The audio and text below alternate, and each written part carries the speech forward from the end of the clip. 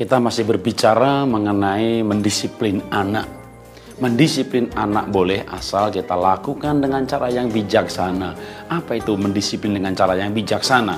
Maka salah satu tipsnya adalah gunakan kalimat atau kata-kata yang positif.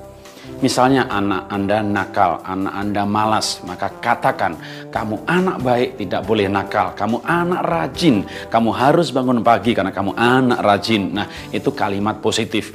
Anda tidak boleh mengatakannya, kamu anak malas, kamu anak kurang ajar, kamu anak goblok. Nah, ini kutuk, ini memberikan cap.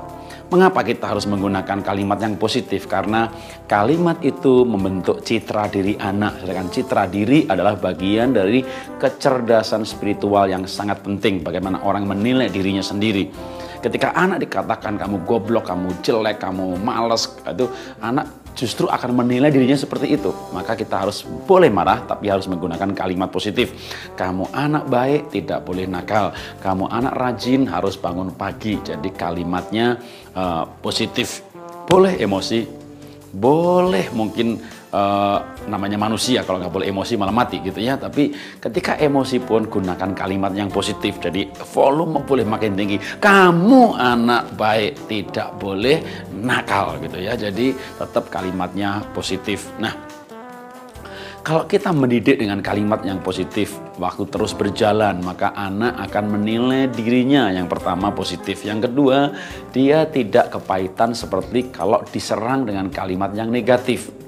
Misalnya Anda sendiri dikatakan ya dalam rapat atau diskusi lalu orang lain berkata kamu tuh memang dasar goblok. Nah, ini namanya menyerang pribadi. Kenapa? Kalimat negatif. Tapi kalau kita sekedar berdiskusi, harga naik apa turun, potong promosi, atau justru kita naikkan promosi di tengah kelesuan ini supaya omsetnya naik. Nah, di kantor sering kita berdiskusi dengan baik, dengan profesional tanpa menggunakan kata yang menyerang pribadi. Tapi betapa banyak orang di rumah justru menggunakan kata-kata yang menyerang pribadi karena ingin segera menyelesaikan perdebatan, pertengkaran dengan cepat gitu ya.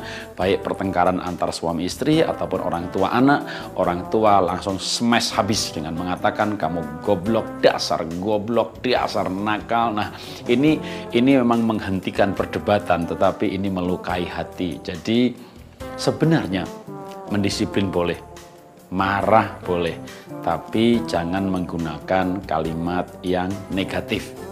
Cukup menarik adalah penelitian di Jepang.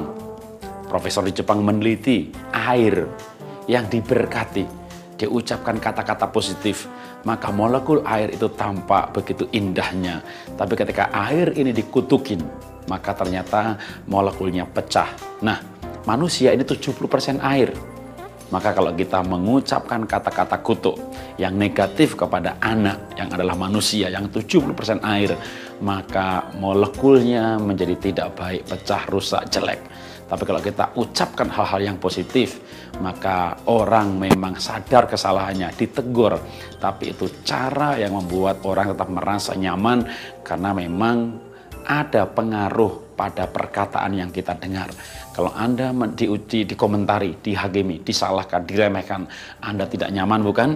Tapi kalau kita ditegur kesalahan secara profesional, kita terima dan kita justru memperbaiki. Karena itu mari kita bangun generasi yang lebih baik lagi dengan menjadi orang tua yang bijaksana, mendidik anak dengan kalimat yang positif.